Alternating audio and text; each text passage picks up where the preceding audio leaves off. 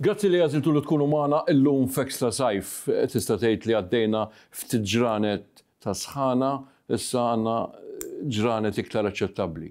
Illum is-suġġett mhuwiex daqshekk sajfi, iżda xorta waħda interessanti. Se nkunu kurrenti għax fis-sajf l-aħbarijiet ma waqfux. L-ewwel parti tal-programm niltaqgħu mal-rappreżentant tal-Ambaxxata Amerikana, ix-Charge d'Affaires tal-Ambaxxata Amerikana, mbagħad wara nitkellmu dwar l-inizjattivi tal-gvern fuq dak li għandu xaqsam ma' traffikar ta' bnedmin. Wara sigla u nibdew id-diskussjoni.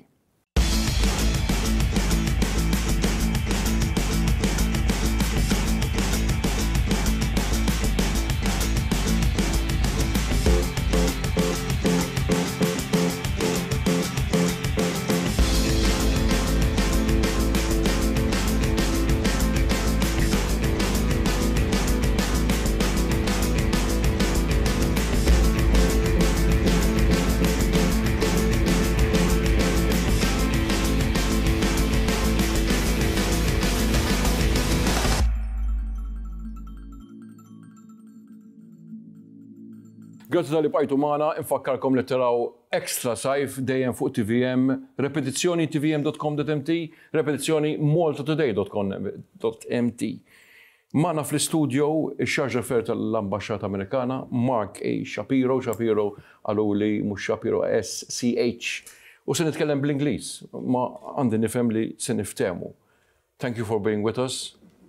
Thank you for finding the time to accept to be interviewed on Xtra. Bonjour, Xavier. Kollox saw? Kollox saw, sissa. Let's see how it goes. Grazie. You're free to interject in Maltese, but obviously the lingua franca is English. Of course. I'd like to start off by sort of asking a simplistic question. The relations between Malta and the US. We obviously are not bystanders in the international news. We've seen the change in the administration, Barack Obama to Donald Trump, and there has been not only a change in administration, a big change in style, but what has changed in the US and Malta? Well, Xavier, not a lot. I mean, the trend line has been upwards for some time now. I would say arguably under both parties, over the last 10, 15 years or so, relations between the US and Malta have gone upward and are arguably at their best since Malta's independence. You asked what has changed? Not a lot, because the interests of a country don't really change. The vocabulary does, the style changes, you mentioned that. But the interests are the same. I mean, the security interests, the interest in economic prosperity and so forth, they are what they always have been. You know, the phrase America first, well, it's never been America second. And I would certainly hope, you know, that the government of Malta would tell you, yes, it's Malta first, because Malta will pursue its own interests and devise its foreign policy accordingly. Let's have a look at least at the interests of the US, because obviously the US is a country, a nation, which makes it very clear that it presents itself as what are the interests of the United States. So from a very subjective, egoistic point of view, what would be the interests of the US in the Mediterranean, in the Central Mediterranean? What would be the interests of the US? Well, there are several. I mean, on the security side, I would say we've known for generations that our security is tied to the security of Europe. So we have an interest in seeing a strong, united Europe that's capable of handling some of the challenges, the transnational challenges that we have today.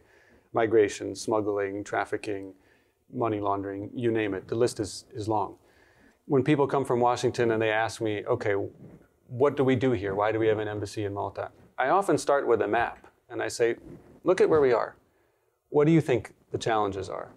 And they look and they say, oh, okay, well, you know, shipping, migration, smuggling. I mean, it's quite logical, really. Malta has been in this strategic location for millennia. That hasn't changed, right? In many ways, I think that Malta is a victim of its own success right now. The booming economy is attracting investment, and you know, kudos to the current government for the work that it's done on the economic side of things.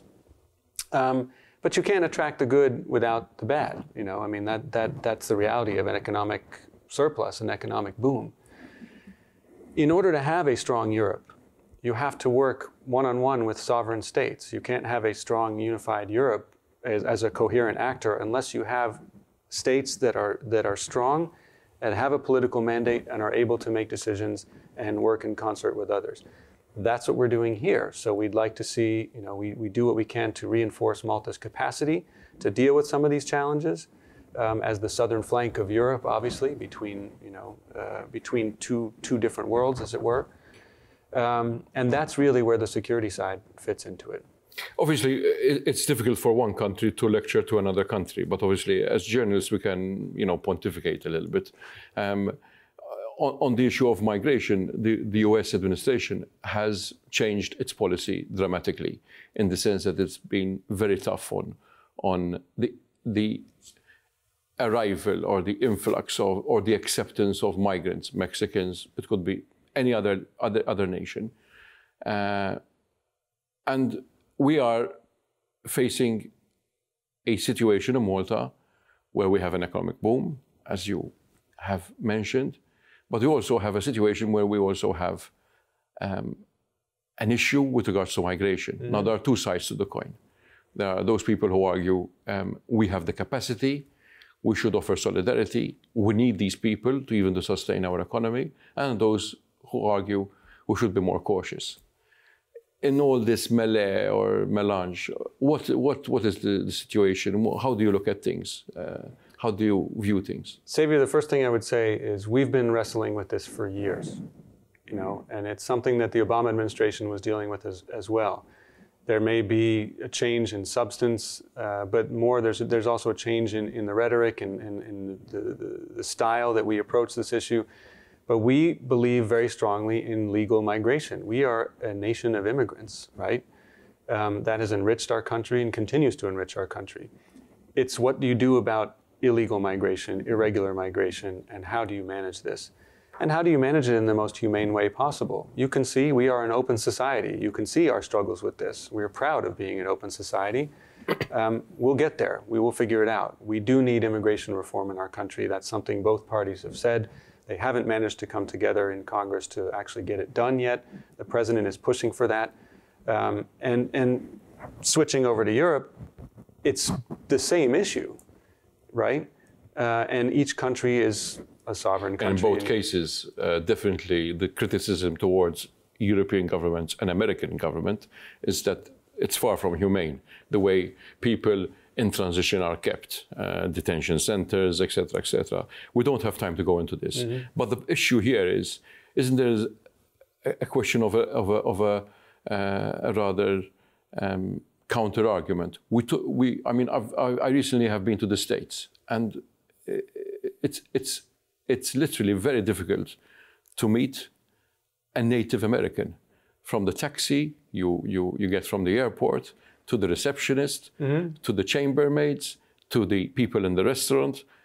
It took me at least 24 hours to start meeting a Native American. Sure. I'm not talking about color here, I'm talking about a Native American. There were Mexicans, there were people from Africa, there were people from Eastern Europe at the reception.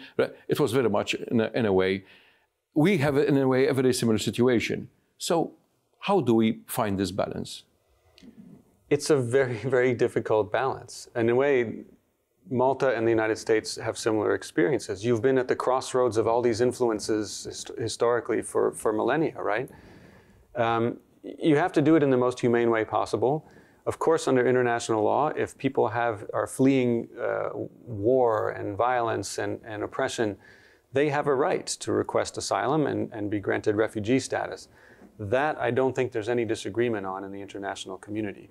The question is, what do you do with the traffickers, the human traffickers, the economic migrants, who in many cases are being exploited by the traffickers, false promises, okay. and so forth.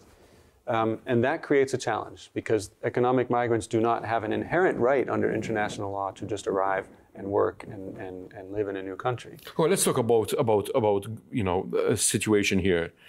Malta has, and if I look at the recent months, we've mm-hmm. seen a very clear stand by three instances which I think are rather public, where the US has been involved directly or indirectly, or has commented.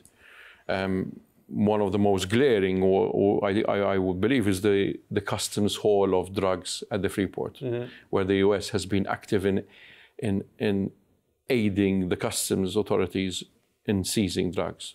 The involvement of the FBI in the murder investigations of Caruana Galizia. And also the issue of, in your case, you even were vocal about this, Malta refusing Russian aircraft from passing over Maltese airspace on the way to Venezuela, I believe. What do you comment about all these three? I would like to return to one of them later on, but what do you comment about these three?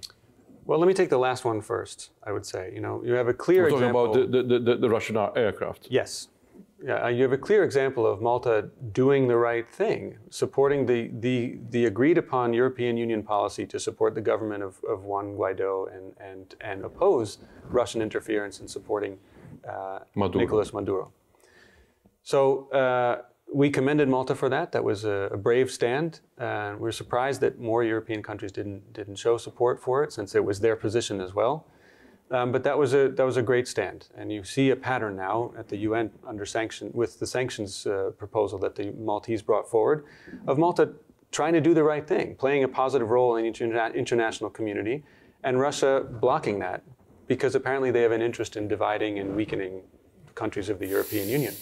Let's look at also the issue of Libya. Libya, you have a situation in Libya which is tragic. I mean, tragic in the sense that after the downfall of the Gaddafi regime, we've seen chaos and more chaos, and we essentially have two governments. It's quite bizarre to drive on the bypass of Attard and Imrihal and to see two Libyan embassies next to each other with two different flags and two different institutions next to each other. Which of these two governments has a right to represent the Libyan people, or do both of them have a right? Xavier, to my knowledge, that problem's been solved. You only have one now. I mean, there's one Libyan embassy in representing the government in Tripoli, Mr. Siraj, right?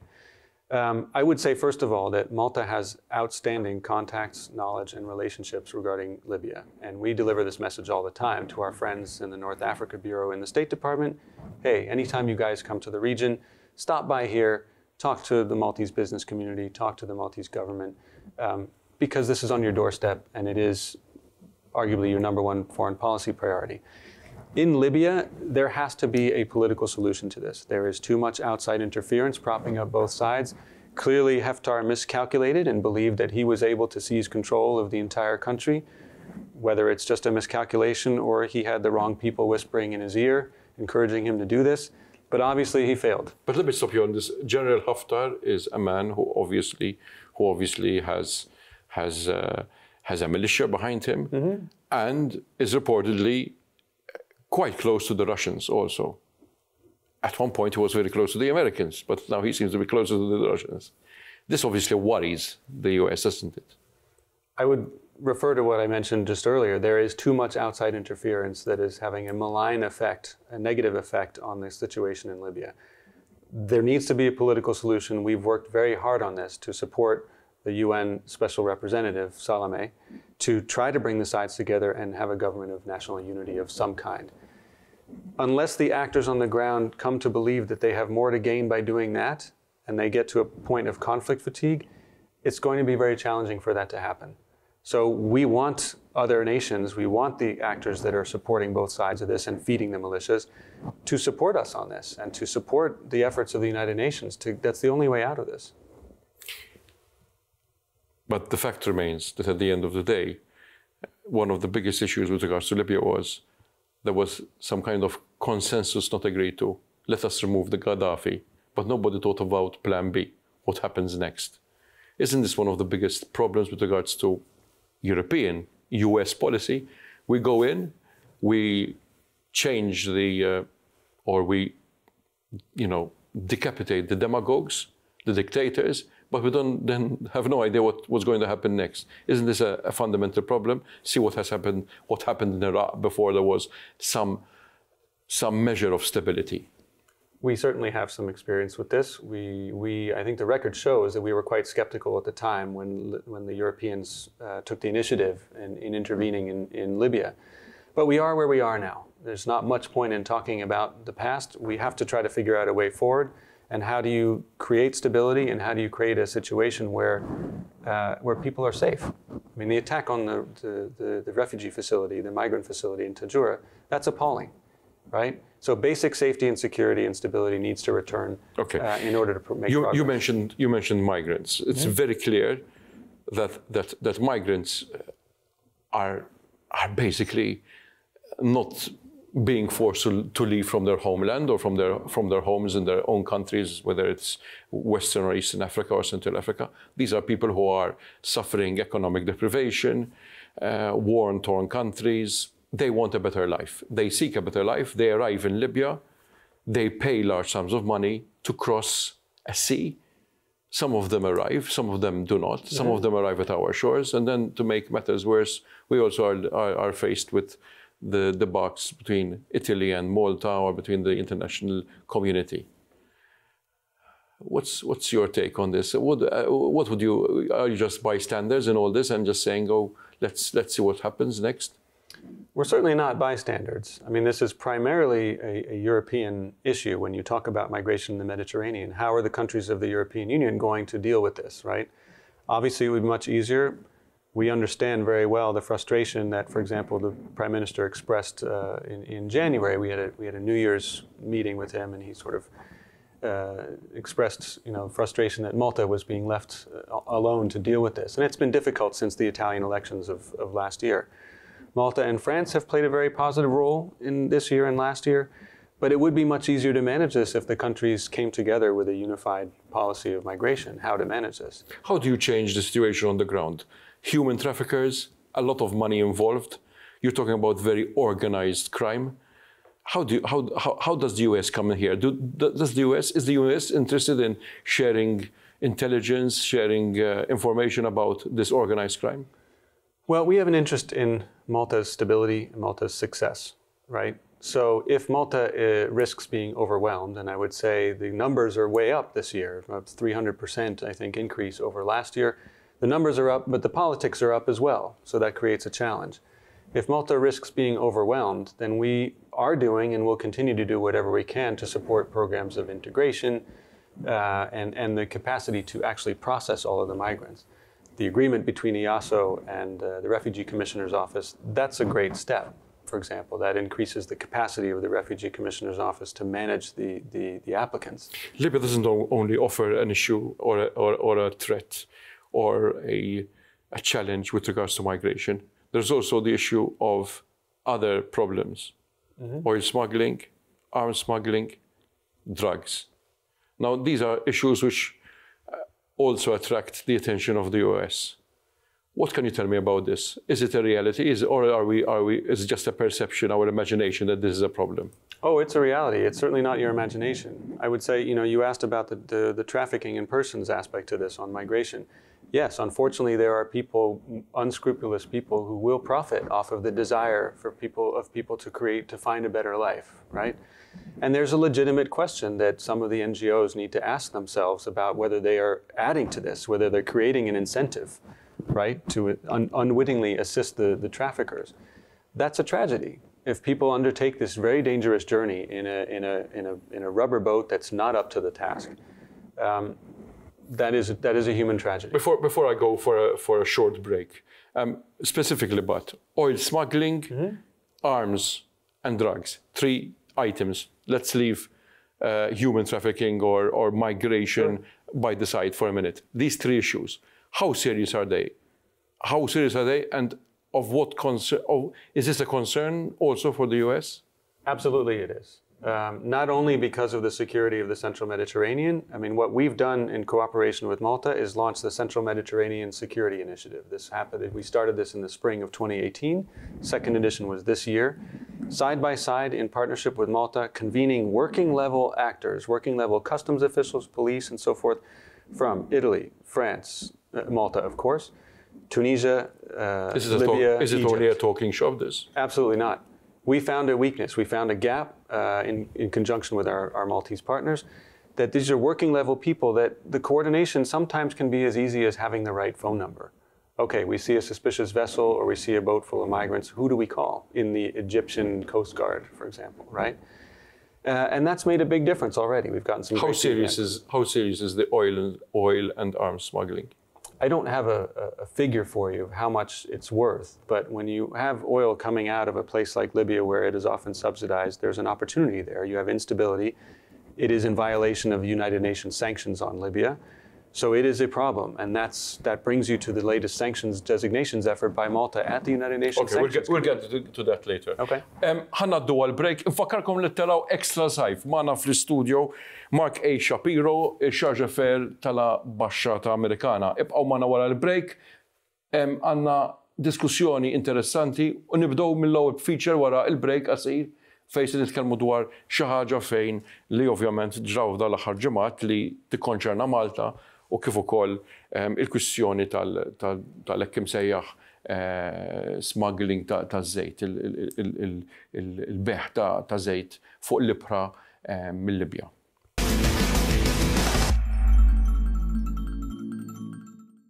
Fl-2017 l-ex futboler internazzjonali Malti Derin De Bono kien ġie arrestat fuq il-gżira ta' Lampedusa mill-awtoritajiet Taljani.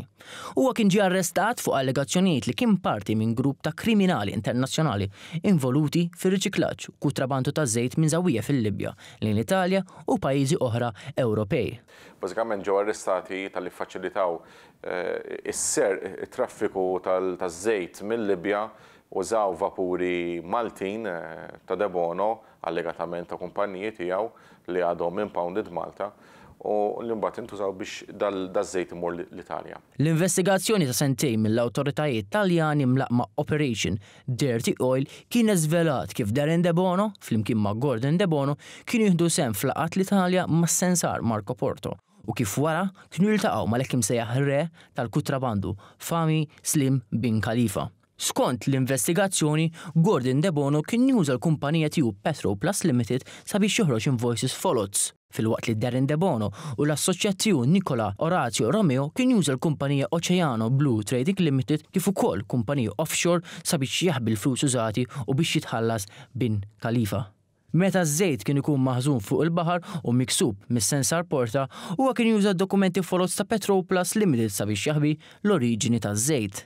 Apparti minn hekk, Derin De Bono kien ukoll interċettat jikkoordina l-movimenti tal-vapuri Maltin fil-ħażna taż-żejt Libjan li turi li kellu involviment fil-koordinazzjoni tal-vapuri li jmexxu ż-żejt.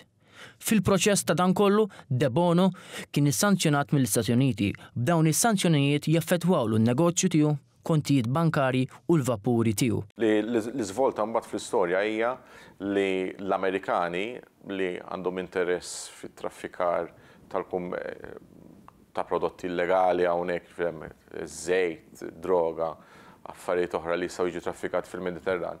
Ħarġu sanzjonijiet mid-Dipartiment tat-Teżor tagħhom, għandhom uffiċċju jismu OFAC li jieħu ħsieb is-sanzjonijiet u fil-fatt ħarġu sanzjonijiet fuq De Bono, fuq Gordon De Bono, kif ukoll fuq vapuri tiegħu, assi, kumpanniji u ħafna affarijiet li għandhom x'jaqsmu mal-mod kif imexxi l-business. Iżda l-ġimgħa l-oħra, f'deċiżjoni bla preċedent, ir-Russja użaw il-vito tagħhom u blokkaw tentattiv ta' Malta sabiex Gordon u Derin De Bono jitpoġġew fuq l-lista sewda tal-ġnus Magħquda. Nistgħu nispekulaw li naturalment hemm dik il-gwerra birda ħansejħula hekk bejn interessi li huma Amerikani anke fil-Mediterran u kontra dawk li huma Russi.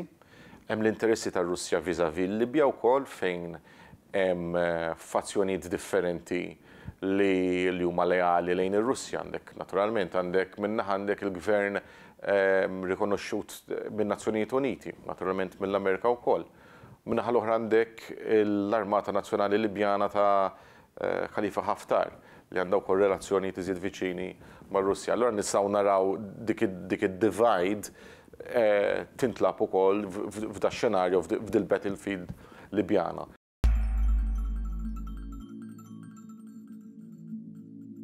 Grazzi tal-li pajtu għana mek rajna feature interessanti imtella minn Carla Zoppardi u Liam Carter dwar situazzjoni marbuta mal-sanzjonijiet kontra żewġ Maltin, Darren De Bono u Gordon De Bono.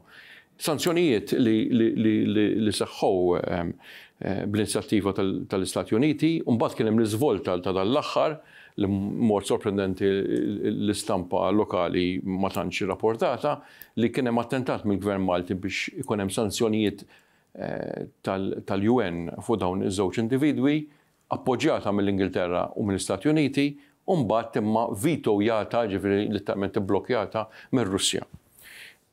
I gave you a little bit of a brief of the feature before the feature appeared. I believe you could also understood the gist. Yes. This is what has been reported in the press, and basically we are reporting what happened in the case of Darren De Bono and Gordon De Bono. But most importantly, the question to be asked is why, in the first place, did the US, through its institutions, its agencies, impose sanctions on these two Maltese citizens, individuals? Well, first of all, Xavier, we have a responsibility to protect the integrity of the world financial system. Many of the transactions, licit and illicit transactions, at a certain point will pass through the US dollar economy, right? And it's also an enforcement mechanism in support of the United Nations sanctions on Libya and fuel smuggling. These guys are known gangsters and known smugglers. What just happened at the United Nations is that, and I want to make this very clear, Russia made a decision to side with known gangsters and smugglers against Malta. That's not okay. That should not be acceptable, and Malta has every right to be frustrated and disgusted by this. But beyond all this, people may not appreciate that when you sanction something vis-a-vis the US, this has an amazing effect on the ability for a person to even operate your bank assets, your businesses. So it is an extreme measure. Did you take this lightly, or did you take this based on evidence which is irrefutable, strong evidence? I can assure you there is very, very strong evidence behind this. The OFAC office in the Treasury Department is, I think, an extremely impressive office. We saw the progress of this, their research into this, the clearances, the information that goes into it. It's a very, very stringent and impressive process. Recently, a Maltese court, headed by Judge Market Kuti, gave shall I say, a preliminary decision that blocked the Transport Malta's authority to deregister Darren De Bono's ships. Do you have any comments on that? I think Malta's effort to get around that was to present its first ever sanctions designations on these individuals at the United Nations. That would have solved this problem, because then the judge would have been obliged to sort of enforce this as Malta is a member of the United Nations. It was unfortunate that didn't go through. Russia's veto of this, what does it tell us? Is this because Russia is always adverse to any form of US initiative? There is this Cold War, as Machiavella stated in his comment as executive editor of Malta Today. Is it because of the Cold War that exists between the US and Russia? Or is this something we're not reading over here? Xavier, let's be clear on something. This was not a US initiative. Malta's effort to raise its first ever sanctions designations in front of the United Nations was an effort in exercise in sovereignty. We and the Brits and others were happy to support it because we want to see a strong, successful Malta as an equal partner at the table, right, at the table of nations. So it was a Maltese initiative. I don't think that unity among European actors and unity of effort between Europe and the United States is in Russia's interests. So clearly we believe that that's part of the calculation that they made. But don't you find it strange that Russia vetoed the actions? There's not a sanctioning of, let's say, sanctioning of Iran. You're talking about a nation state. And we can have an endless debate whether it's right or wrong, whether the people of Iran should suffer because of the politics of their country or the politics of the US or the we're talking about a huge country. We're talking about two individuals here. And the actions of Russia in the case of vetoing a demand on two individuals. Is there something, again, I have to ask you this, is there something we are not seeing over here? Well, the veto was actually a technical hold, is what they call it. And so the Russians came back with more questions. And this is a bureaucratic exercise, and I think Malta has responded very swiftly in New York and in Moscow to try to get at this and say, all right, what is behind this? How can we give you enough information to get you on board? How is it possible that you wouldn't support a designation? So I wouldn't say outright, I wouldn't dare speak for the Russians as well. They can speak for themselves. You're welcome to talk to them. But what lies behind it certainly seems like politics, but it's a bureaucratic institution, the United Nations, so there have to be more But these steps. bureaucratic measures are usually instigated by diplomatic intentions or political intentions. Do we agree about this at least? Yeah, certainly we agree. I mean, if you want to really get at what's behind it, you'd have to talk to the Russians.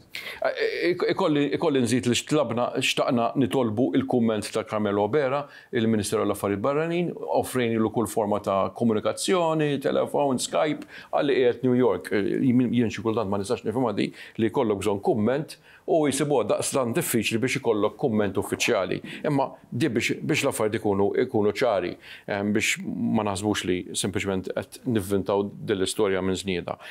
I'd like to go on about the last question about the question of Russia. Russia has an interest in Libya, at least an interest which is not too difficult to understand. The fact that Malta has been a little bit difficult with Russia, refueling of planes or planes passing over Libya. There were cases in the past. Do you understand that this could have an effect on retaliation by Russia on Malta, or am I reading something that I shouldn't be reading? Of course, we understand that. We understand that that's certainly a possibility.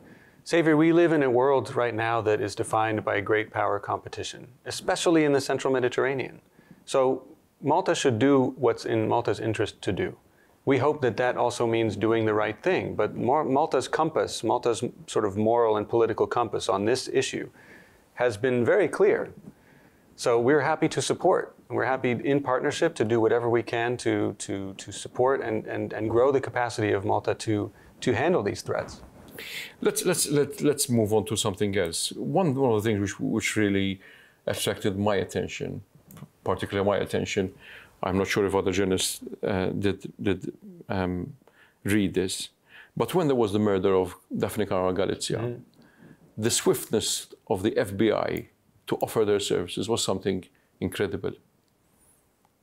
This is not usual. I mean, it's not usual that a journalist enters her car and is murdered in such a brutal way. Yeah. But it's not usual to see the FBI acting in such a way, in such a swift way. Was there something that coincidentally or not coincidentally, Caruana Galizia was investigating related to something which was beyond our shore that might have interested the Americans, the US, in some way? I mean, Xavier, I've looked at this issue from every possible side you can imagine. I really don't think so. When you talk about the swiftness of the FBI assistance, I mean, I can speak to this because I took that phone call.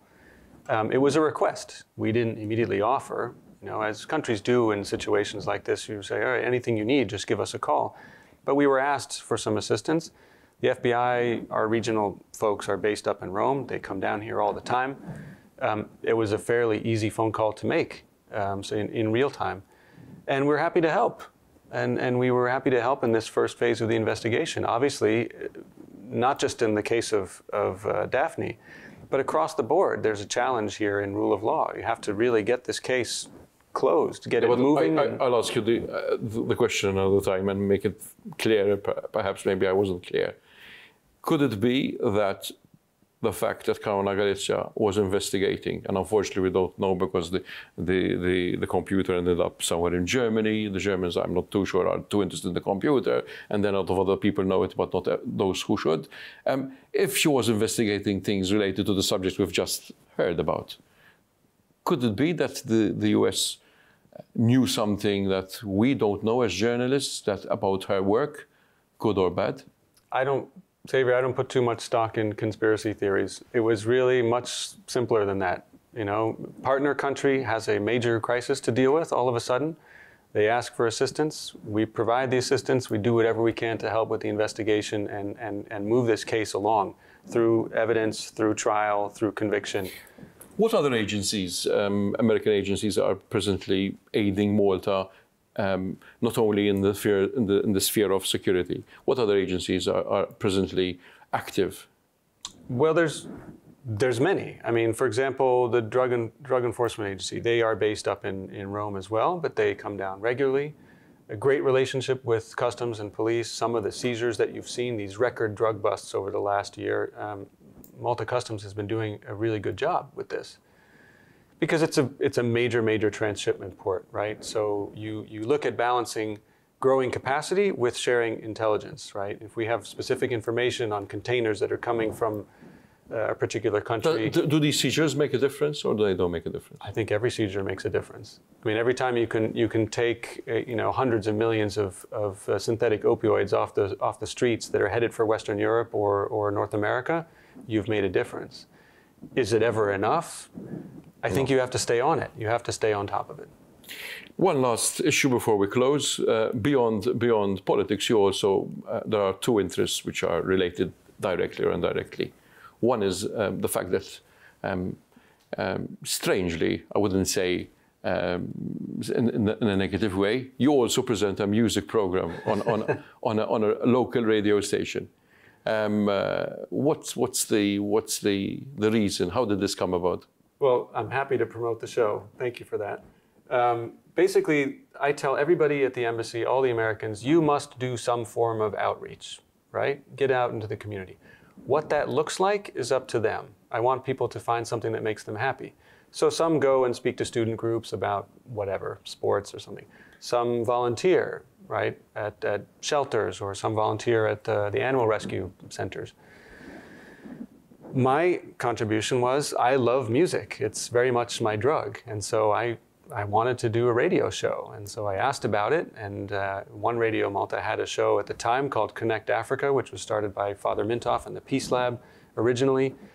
And the idea was to show how much diversity has enriched the musical culture of the United States. And that has morphed. And what's the genre of music you like to hear? Well, that morphed into what we have now, which is American Beat, Thursdays at 7 on Radio 1 tonight. Every week we tell a story. We're advertising a competitor here, so but we'll allow that. Hey, under mutual respect for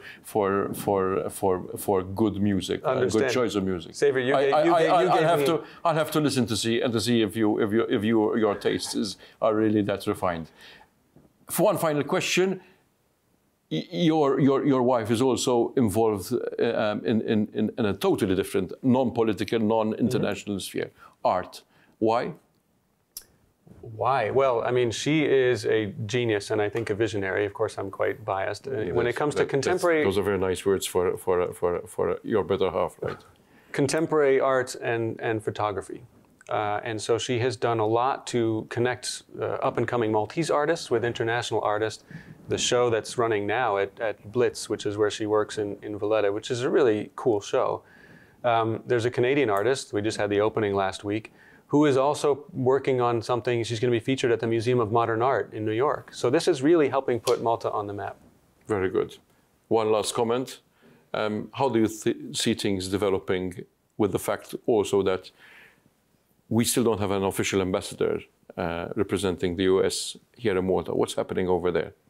Well, politics, I think. We certainly hope the process moves along, but until that time, we know what we need to do. We certainly aren't suffering for it. We have excellent relationships here, and we have full support from Washington. So onward. Mark Shapiro, thank you for being with us. Hopefully we'll meet up again. Probably it will be more about these regional issues, but things that probably not in summer would interest more people. Grazzi tal-li kontu magħna, ibqgħu magħna l-aħħar parti tal-programm ma' Ġulja Farrugia fejn nitkellmu dwar il-kelma traffikar ma' darba ta' bnedmin. Naraw x'qed jipproponi l-gvern, x'irid jagħmel il-gvern biex jikkampanja biex iqajjem kuxjenza dwar din il-problema serjissima. Ibqgħu magħna wara l-break.